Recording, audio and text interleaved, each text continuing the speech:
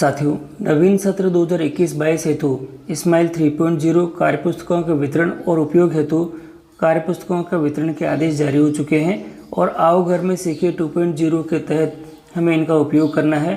पहल, प्रयास, प्रवाह और प्रखर नाम की पुस्तकें हमें मिलेगी और इसके साथ ही जो ब्रिज कोर्स है वह भी हमें स्टार्ट कराना है। उपचारात्मक शिक्षण हेतु भी हमें काम करना है और इस बार जो बेसलाइन का कार्यक्रम है वह भी हमारे साथ ही है। इसके साथ ही तो इन सभी चीज़ों की जानकारी आज मैं अपने इस वीडियो के अंदर दूंगा कि किस प्रकार से इन सभी कार्यपुस्तकों का वितरण करना है, किन किन चीज़ों का ध्यान रखना है और क्या आदेश में लिखा हुआ है। तो वीडियो को शुरू से अंत तक जरूर देखें और किसी भी चीज़ को स्किप मत करें। साथियों, कार्यपुस्तकों का वितरण एवं उपयोग निर्देश सत्र 2021-22 राजस्थान स्कूल शिक्षा परिषद के द्वारा जारी हो चुका है और इसमें बताया है कि कोविड-19 की कठिन परिस्थितियों के कारण राज्य में लंबे समय से कक्षीय गतिविधियां संचालित नहीं हो पा रही है, जिससे विद्यार्थियों का सीखना प्रभावित हुआ है तथा अधिगम स्तर में क्षति परिलक्षित हो रही है। अधिगम स्तर में हुई क्षति को पूर्ण करने के लिए 2021-22 में बैक टू स्कूल कार्यक्रम संचालित किया जाना है। बैक टू स्कूल कार्यक्रम के अंतर्गत विद्यार्थियों के अधिगम अंतराल को कम करने के लिए RSC उदयपुर एवं राजस्थान स्कूल शिक्षा परिषद के संयुक्त प्रयासों द्वारा विभिन्न ऑनलाइन माध्यमों से विद्यार्थियों तक पहुंचने का सतत प्रयास किया जा रहा है। इसी प्रयास के अंतर्गत आओ घर में सीखिए 2.0 कार्यक्रम संचालित किया जा रहा है। इसके अंतर्गत विद्यार्थियों में सीखने की निरंतरता बनाए रखने के उद्देश्य से कक्षा 1 से 8 तक के विद्यार्थियों हेतु हिंदी, अंग्रेजी, गणित विषय की कार्यपुस्तिकाएँ तैयार की गई है। कार्यपुस्तिकाएँ बुनियादी दक्षताओं को ध्यान में रखकर तैयार की गई है, जिससे विद्यार्थियों को कक्षा स्तर तक लाया जा सके तथा अधिगम अंतराल को कम किया जा सके। कार्यपुस्तिकाओं में सम्मिलित कार्यपत्रकों में गतिविधि आधारित शिक्षण सामग्री का समावेश किया गया है, जिस पर शिक्षकों के मार्गदर्शन में विद्यार्थियों द्वारा अभ्यास कार्य किया जाना है। और ये जो कार्यपुस्तिकाएँ दे रखी है इनका वितरण हमारे पास में दे रखा है कि किस किस स्तर के अनुसार क्या है। तो यहाँ दे रखा है आपके जो हिंदी, गणित और अंग्रेजी है कक्षा 1 के लिए है। कार्यपुस्तिका का नाम यहाँ दे नहीं रखा है और कक्षा स्तर के अनुरूप है और ये भी कक्षा स्तर के अनुरूप दे रखी है। तो यहाँ से आप इनको नोट कर ले कि कौन सी कक्षा स्तर के अनुरूप है। और यहाँ दे रखी है, देखिए साथियों, कक्षा 3 से ही पहल शुरू है जो कक्षा 1 व 2 के सीखने के प्रतिफल के प्रतिरूप है, अनुरूप होगी। और कक्षा 4 से 5 है वह प्रयास है। वह कक्षा 2, 3 और 4 के सीखने के प्रतिकूल या प्रतिफल के अनुरूप है यहाँ पे। और इसी के साथ ही कक्षा 6 व 7 दे रखी है वह प्रवाह है और इसमें कक्षा 4, 5 और 6 के सीखने के प्रतिफल अनुरूप दे रखी है। कक्षा 8 दे रखी है हमारे पास में, इसमें प्रखर है और कक्षा 5, 6 व 7 के सीखने के प्रतिफल के अनुरूप है। तो आप यहाँ से इसका स्क्रीनशॉट भी ले सकते हैं कि किस प्रकार से हमको वितरण करना है, तो ये ध्यान से रख लीजिएगा। इसके बाद कक्षा 1 व 2 की कार्यपुस्तकें कक्षा स्तर के सीखने के प्रतिफल के अनुरूप गतिविधियों को सम्मिलित करते हुए तैयार की गई है। कक्षा 3 से 8 की कार्यपुस्तकें 2 भागों में बांटी गई है। आप थोड़ा ध्यान से देखिएगा, 2 भाग हैं। ब्रिज कोर्स के लिए पहला भाग है और सत्र पर्यंत उपचारात्मक शिक्षण के लिए दूसरा भाग है। इस ब्रिज कोर्स में किस प्रकार से हमें काम करना है आप नोट भी कर लीजिएगा साथ में ही। कक्षा 3 से 8 के विद्यार्थियों को कार्यपुस्तिका के प्रथम भाग यानी ब्रिज कोर्स की कार्य पत्रकों पर अभ्यास कार्य किया जाना है और जो कि 2 माह तक संचालित होगा। साथियों, टाइम पीरियड भी दे रखा है। कार्यपत्रकों के माध्यम में आकलन पत्रक भी सम्मिलित हैं। आकलन पत्रक के माध्यम से विद्यार्थियों के सीखने का आकलन किया जाना है। ब्रिज कोर्स के प्रारंभ में पहले प्रत्येक विद्यार्थी का प्रारंभिक मूल्यांकन यानी कि बेसलाइन किया जाना है। बेसलाइन हेतु प्रारूप आकलन पत्रक कार्यपुस्तिका के प्रारंभ में दिया गया है। बेसलाइन के माध्यम से विद्यार्थियों के अधिगम के प्रारंभिक स्तर का पता चलेगा और ब्रिज कोर्स के अंत में समग्र आकलन पत्रक भी दिया गया है। समग्र आकलन के परिणाम के आधार पर विद्यार्थियों के सीखने के स्तर की जानकारी की जा सकेगी और जिसके आधार पर सत्र पर्यंत उपचारात्मक शिक्षण भी किया जाना है। और एक नोट दे रखा है, विद्यार्थियों के लिए विद्यालय नहीं खुलने की स्थिति में कार्यपुस्तकों पर संबंधित विषयाध्यापकों द्वारा आओ घर में सीखिए 2.0 के अंतर्गत घर से ही कार्य कराया जाना है। कार्यपत्रकों पर कार्य के साथ साथ आकलन पर कार्य कराते हुए नियमित समीक्षा भी की जानी है। और इसके बाद है सत्र पर्यंत जो कार्य करेंगे हम लोग उपचारात्मक शिक्षण के लिए, उसके अंतर्गत इसमें दे रखा है समग्र आकलन की उपलब्धि के आधार पर विद्यार्थियों के सीखने के स्तरानुसार समूह बनाकर वर्ष पर्यंत उपचारात्मक शिक्षण संचालित किया जाना है। सत्र पर्यंत उपचारात्मक शिक्षण के दौरान कार्यपुस्तिकाओं में दक्षता अनुसार कार्यपत्रक दिए गए हैं जिन पर सतत रूप से विद्यार्थियों से कार्य कराया जाना अपेक्षित है। कार्यपत्रकों के मध्य में आकलन पत्रक भी नियत अंतराल पर सम्मिलित किए गए हैं जो विद्यार्थियों को सीखने के आकलन में सहायक होंगे।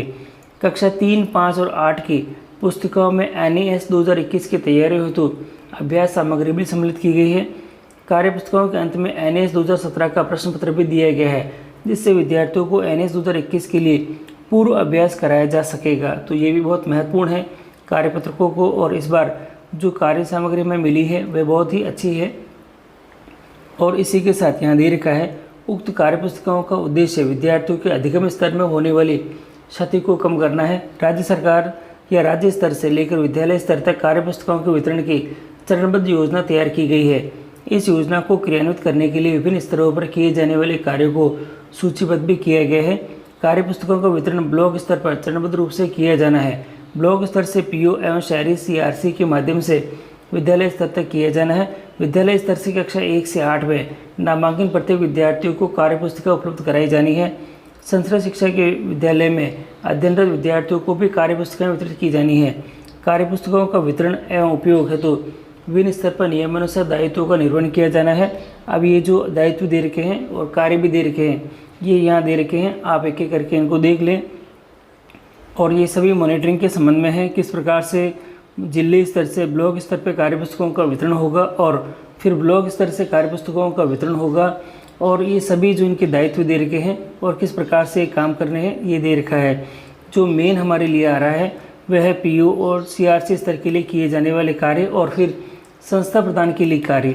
तो यहाँ देखते हैं हम लोग PO CRC शाला दर्पण पर कक्षावार नामांकन के अनुसार अपने क्षेत्र के समस्त विद्यालयों के लिए कार्यपुस्तिका ब्लॉक विद्यालय कार्यालय से प्राप्त करेंगे, और शाला दर्पण के नामांकन एवं प्राप्त कार्यपुस्तकों में कक्षा 1 से 5% तक अंतर हो सकता है। ऐसी स्थिति में परिषद के विद्यालयों से समन्वय कर कार्यपुस्तकों की उपलब्धता सुनिश्चित की जानी है।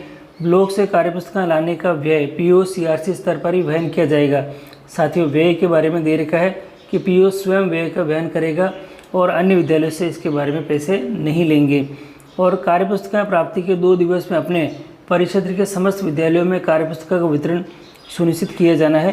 प्रत्येक विद्यार्थी तक कार्यपुस्तकों की पहुँच एवं उपयोग की सघन मॉनिटरिंग एवं समीक्षा करनी है। PO CRC स्तर पर कार्यपुस्तकों का वितरण एवं अभिलेख संधारण भी किया जाना है। प्रपत्र इसके संलग्न में दे रखे हैं और मैं लास्ट में आपको बता दूंगा ये प्रपत्र क्या क्या हैं। इसके बाद विद्यालय एवं संस्था प्रधान द्वारा किए जाने वाले कार्य हैं। विद्यालय के संस्था प्रधान PO शहरी या CRC से नामांकन के अनुसार कार्यपुस्तकें प्राप्त करेंगे। प्राप्त कार्यपुस्तकों की संख्या में 1 से 5% तक का अंतर हो सकता है। ऐसी स्थिति में परिषद के विद्यालयों में से समन्वय कर कार्यपुस्तकों की उपलब्धता सुनिश्चित की जाएगी। अगला दे रखा है, विद्यार्थियों तक कार्यपुस्तकों के वितरण की नियमित रूप से मॉनिटरिंग करनी है और विद्यार्थियों को शिक्षकों के माध्यम से कार्यपुस्तकों के उपयोग हेतु प्रेरित भी करना है। फ़ोन कॉल के माध्यम से अभिभावकों से फीडबैक प्राप्त करना है। शिक्षकों के साथ कार्यपुस्तकों पर विद्यार्थियों द्वारा किए गए कार्यों को नियमित समीक्षा भी हमें करनी है। और इसी के साथ जो शिक्षक हैं, शिक्षकों के दायित्व दे रखे हैं, कार्य भी दे रखे हैं, वो कुछ इस प्रकार से हैं। विद्यालय स्तर पर कार्यपुस्तक प्राप्ति के 7 दिवस में विद्यार्थियों तक पहुँच सुनिश्चित की जाए। कक्षा 1 व 2 के विद्यार्थियों हेतु कक्षा स्तर के अनुरूप तैयार कार्यपुस्तकें उपलब्ध करवाई जानी है और पुस्तकों विद्यार्थियों को उनके अधिगम स्तर के आधार पर ही हिंदी, अंग्रेजी एवं गणित की कक्षा 3 के लिए पहल, कक्षा 4 व 5 के लिए प्रयास, कक्षा 6 व 7 के लिए प्रवाह तथा कक्षा 8 के लिए प्रखर कार्यपुस्तकें वितरित की जानी है। और थोड़ा ध्यान दीजिएगा, विद्यार्थियों से कार्यपुस्तकों के प्रारंभ में दिए गए प्रारंभिक मूल्यांकन यानी बेसलाइन पूर्ण करना है तथा समीक्षा भी करनी है। विद्यार्थियों को कार्यपुस्तकों में निरंतर अभ्यास कार्य हेतु प्रेरित भी करना है। विद्यार्थियों द्वारा महसूस की जाने वाली कठिनाइयों का निराकरण भी करना है। और यहाँ दे रखा है, विद्यार्थियों द्वारा किए जा रहे अभ्यास कार्य को आकलन प्रपत्रों के माध्यम से समीक्षा भी हमें करनी है। अभिभावकों से अपेक्षा, विद्यार्थियों को कार्य पुस्तकों पर कार्य करने हेतु प्रेरित भी किया जाना है। विद्यालय में शिक्षक संस्था प्रधान के साथ निरंतर समन्वय बनाए रखेंगे और कार्य पुस्तकों के वितरण का रिकॉर्ड का संदर्भ हमें इस प्रकार से करना है। देखिए यहाँ दे रखा है, कार्य पुस्तकों के वितरण की प्रविष्टि शाला दर्पण पर करने की जानी है। सबसे पहले शाला दर्पण, फिर इसमें स्कीम मेन्यू आएगा हमारे पास में वो, और यहाँ इसके बाद आएगा फ्री टेक्स्ट बुक आएगा, फिर वर्क बुक आएगा और हमें उसके अंदर एंट्री करनी है। कार्यपुस्तिका में विद्यार्थियों द्वारा कार्य पूर्ण किए जाने के उपरांत कक्षा अध्यापक विषय अध्यापक द्वारा कार्यपुस्तकों को विद्यालय स्तर पर संधारित भी किया जाना है। तो थोड़ा ध्यान रख लीजिएगा इसके बारे में। नोट दे रखा है, सामग्री वितरण के दौरान समस्त कार्यों को करते हुए कोविड-19 हेतु जारी समस्त दिशा निर्देशों की पालना भी हमें सुनिश्चित करनी है। अब देखिए साथियों, यहाँ जो हमारे लिए जो प्रपत्र दे रखे हैं वो इस प्रकार से हैं। ये ब्लॉक स्तर के प्रपत्र हैं, ये पीओ के स्तर के नाम के लिए दे रखे हैं, ये विद्यालय स्तर का है। तो यहाँ आप देख लीजिएगा विद्यालय का जो नाम है वह है, प्रपत्र नंबर ये 5 है और पीओ के लिए जो नाम दे रखा है 4 दे रखा है। दिनांक दे रखी है, कक्षा दे रखी है, का प्राप्त की जो कार्य पुस्तिका है हिंदी, अंग्रेजी और गणित है वह दे रखी है। विद्यार्थियों को वितरित करनी है, हिंदी, अंग्रेजी और गणित है। शेष कितनी है और हस्ताक्षर जो प्रभारी होगा वह करेगा। इसी के साथ एक प्रपत्र नंबर 6 भी दे रखा है, थोड़ा ये भी देख लीजिएगा आप। यहाँ पे प्रपत्र नंबर 6 के अंदर भी वही दे रखी है, दिनांक दे रखा है और विद्यार्थी का नाम दे रखा है, कक्षा दे रखा है, वितरित कार्य पुस्तिका दे रखी है, कौन कौन सी करी है, हस्ताक्षर दे रखा है और हस्ताक्षर इसका प्रभारी का भी दे रखी है। और आगे भी इसके अंदर स्टॉक की एंट्री है, स्टॉक की एंट्री जो समग्र शिक्षा के द्वारा की जाती है वह दे रखी है। यहाँ प्रपत्र नंबर इसके अंदर 7 दे रखा है, जिला ब्लॉक दे रखा है, ब्लॉक का नाम दे रखा है, कक्षा आप यहाँ लिखेंगे और हिंदी, अंग्रेजी, गणित की दे रखा है। कक्षा आप लिखेंगे यहाँ पे हिंदी, अंग्रेजी, गणित विषय है और सामग्री प्राप्ति की दिनांक है। और स्टॉक के अंदर स्टॉक रजिस्टर का पेज क्रमांक पर दिनांक आपको लिखना है और इसके अकॉर्डिंग आपको सारा जो काम सेट करके रखना है, यानी स्टॉक की एंट्री भी आपको करनी है। तो साथियों, आपने देखा किस प्रकार से इस सत्र की जो हमें कार्यपुस्तिकाएँ मिल रही है उनका किस प्रकार से हमें वितरण करना है और किन किन स्तरों के ऊपर जो कार्य हमें दिए गए हैं उन सभी कार्यों को हमें कंप्लीट भी करना है और जो कोविड-19 की गाइडलाइन है उसकी पालना करते हुए वितरण करना है। और बेसलाइन लेना हमारे लिए सबसे महत्वपूर्ण हो गया है इस बार। तो बेसलाइन लेने का काम भी हमें इसी कार्यपत्रकों के माध्यम से ही, ये जो पुस्तकें मिली है इन्हीं के अंदर बेसलाइन का पेपर दे रखे हैं, उसी के आधार पर बेसलाइन भी हमको लेना है।